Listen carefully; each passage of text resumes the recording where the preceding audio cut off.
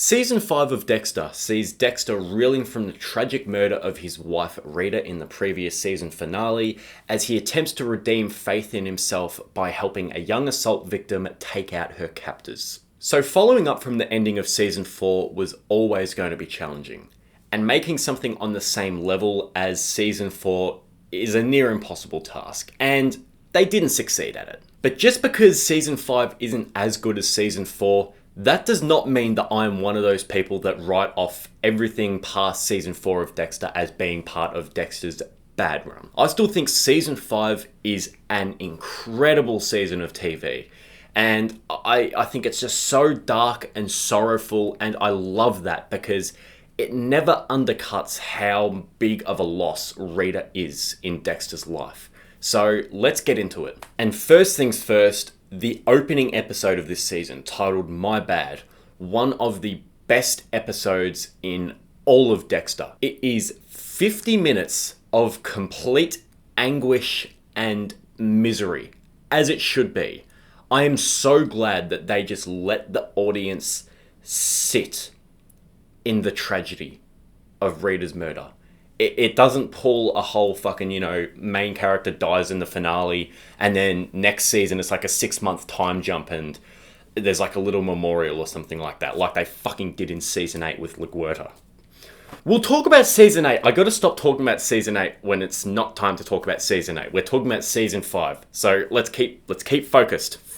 Stop thinking about Season 8. Stop thinking about Season 8. I fucking hate Season 8. This episode contains the blackest of black comedy that you could imagine. The darkest shade of black. Asta and Cody get back from Disneyland or Disney World or wherever the fuck it was. And they're wearing Mickey Mouse hats. And they give Dexter and he puts the Mickey Mouse hat on. And he's sitting on his couch telling his stepkids that that their mother was murdered, while he's wearing a fucking Mickey Mouse hat. Sorry for your loss.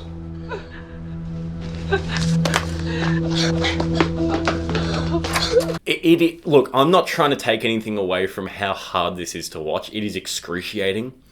But Dexter sitting there in a Mickey Mouse hat while breaking the news to them is so fucking funny in the most twisted way possible. You have some truly devastating flashbacks when Dexter and Rita first started going out with each other, and it's so funny to watch these flashbacks, and then you think back to him and Rita in Season 1. Dexter didn't realise how he had literally struck gold. And those flashbacks are so sad, but you just feel that spark between them, that she is eventually going to ignite the human inside of Dexter that is repressed so far down. And my God, those scenes are hard to watch. And one of the best scenes in the show is when you have Dexter fully realise his emotions, properly let them out. He's sort of completely closed off and stunned after Rita's death, and he plans to just run away and disappear from everything. And he's at like this petrol station for his boat somewhere, and this guy comes in, this fucking asshole, and he literally just beats him to death with an anchor. And then he's just sitting on the ground, and he just lets out this guttural scream that is the first time in the entire show that Dexter shows like true and like sadness that is beyond what was ever thought capable of him. Obviously, when he killed his brother, he was devastated about that, but Rita was different. This was a much different scenario, and that is one of the best parts of the entire show, and Michael C. Hall's performance in that scene is incredible.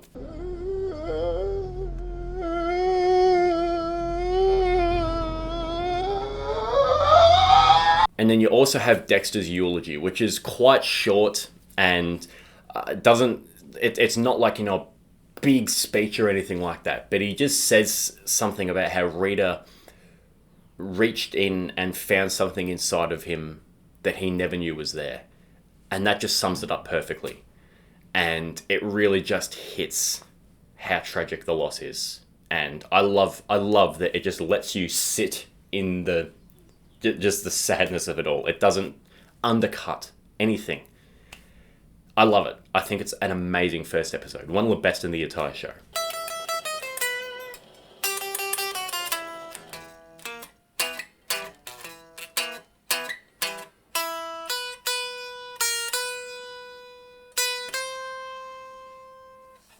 Sorry, I got sidetracked. Dexter's relationship with Asta and Cody is one of the high points of this season. He has a horrible relationship with Asta post Rita's death. She blames him for it. And he has such a strong bond with Cody that when Asta basically makes him and Cody go and live with their grandparents in somewhere a few hours away, their parting scene is so sad. And it's almost like that one last thread of Rita that's just gone. My God, incredible acting, especially from whoever played Cody. The kid was fantastic in that scene, and whoever played Asta was also fantastic. I love Dexter's eventual reuniting with Asta, where Asta comes back into town. She's completely fucked. She's, 12 years old and drinking. She's got a friend with her. And not only is it hilarious because you're watching Dexter try and baby a hungover 12-year-old. Was that your brother? Harrison. He doesn't even recognize me. Well, he didn't look like a raccoon last time we saw you. He's trying to connect with Asta, and he can't, but he forces himself to connect with Asta. He forces Asta to spend time with him. And the way they eventually grow a very close relationship with each other is fantastic. And it really pisses me off that they basically just wrote Asta and Cody out of the show after this, because I think that the first time Dexter ever tells anyone on screen that he loves them is with Asta when he's dropping her back home. And he realizes that she's been helping her friend deal with an abusive stepfather. And he realizes that Asta is good. And she's actually a good person. And that she will hopefully grow to continue to be a good person. I love it. I love their relationship. I really, really love the relationship between Dexter and Lumen as well.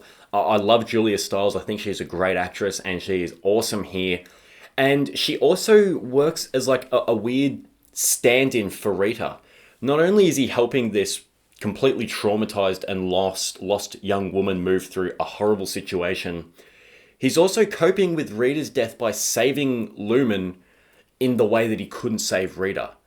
It's almost like he's trying to redeem himself in his mind. And I love that. I love that Rita's demise sits so heavily on his shoulders that he has to do whatever he can to make it right. And he can't make it right, but if he can help another person from suffering the same fate, then that is like helping him cope.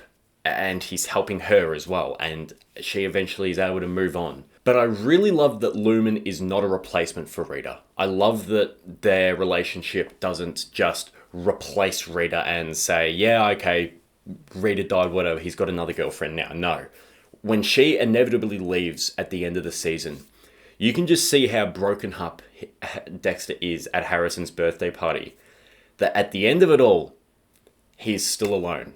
He has lost the one person that truly made him human in Rita. And him and Asta just have this really nice moment at Harrison's birthday party when they just sit there.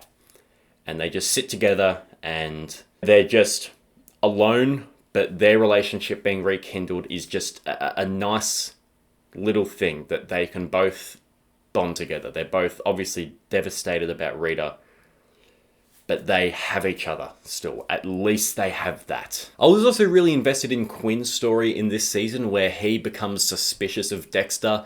You really hate him for it, but on the outset you can see where he's coming from. Like his phone call to the police is basically like a police report where he's like, my wife's got a 3-inch incision over her femoral artery. And you understand where Dexter is coming from because he's just in complete shock and goes into just robot mode. But Quinn's suspicious of him. And him and Dexter's eventual respect for each other is really satisfying. And that leads on to my next point. When Quinn starts working with a corrupt rogue cop named Stan Liddy, Peter Weller eats this character up. He is so funny and so scummy and so unhinged, and I love it. I don't know.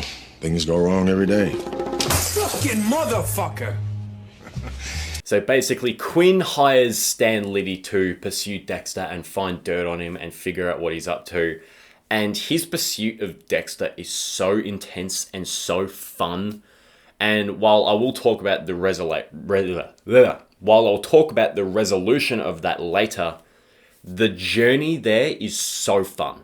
I love every second with Stan Liddy.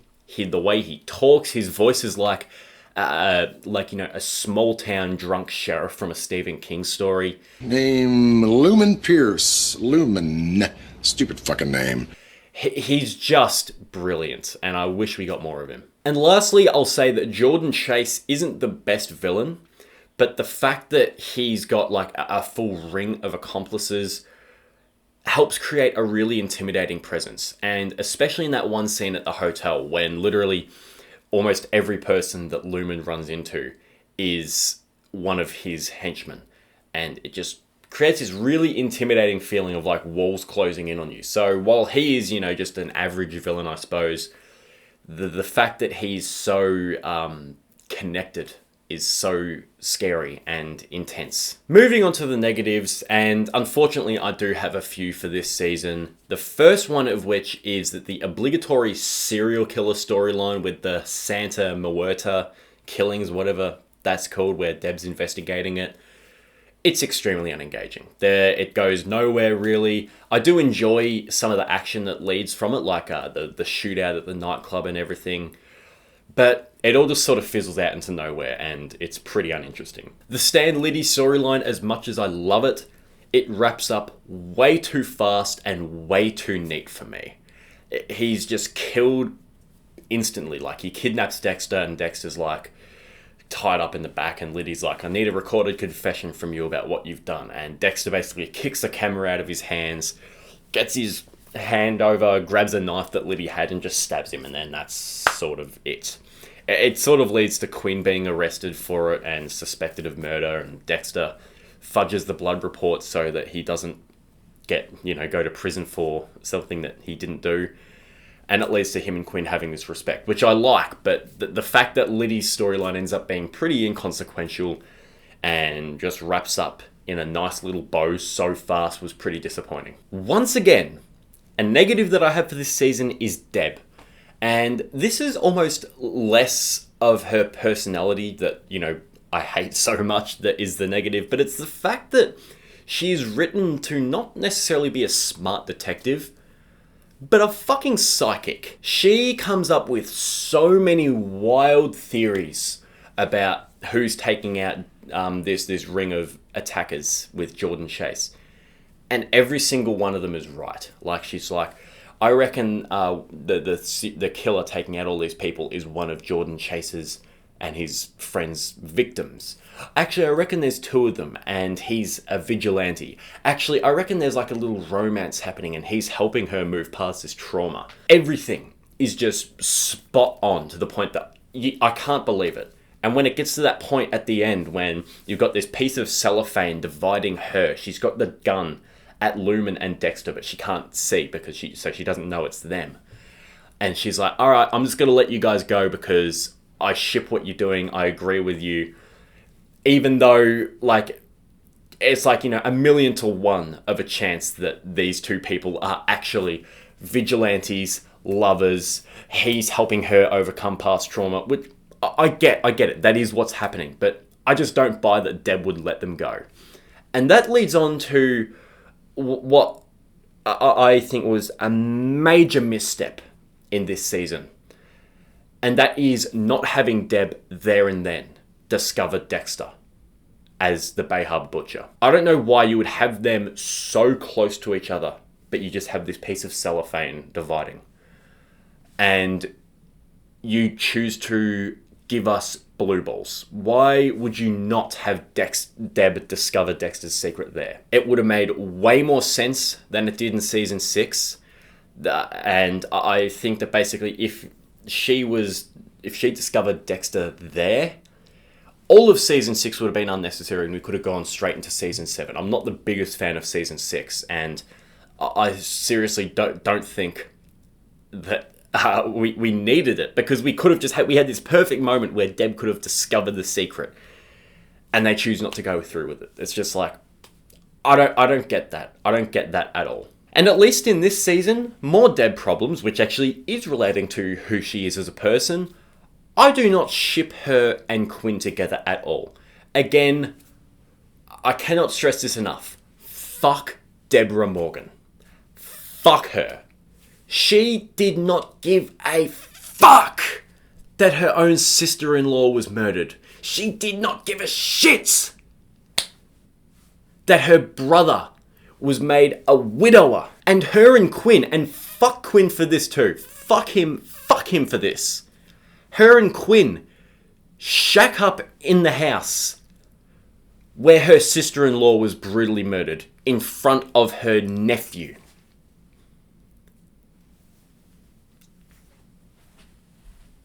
I hate that. I fucking hate that. That is so wrong.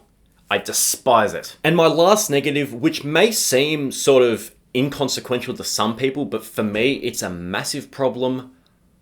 I hate the fact that Dexter and Lumen grow a romantic relationship and even leading to them shacking up together. I think that makes zero sense from both Dexter's perspective and Lumen's. So Lumen was assaulted and tortured by 5 men and locked up. I do not believe for 1 second that she would be down to fuck anyone just a few weeks after all of that.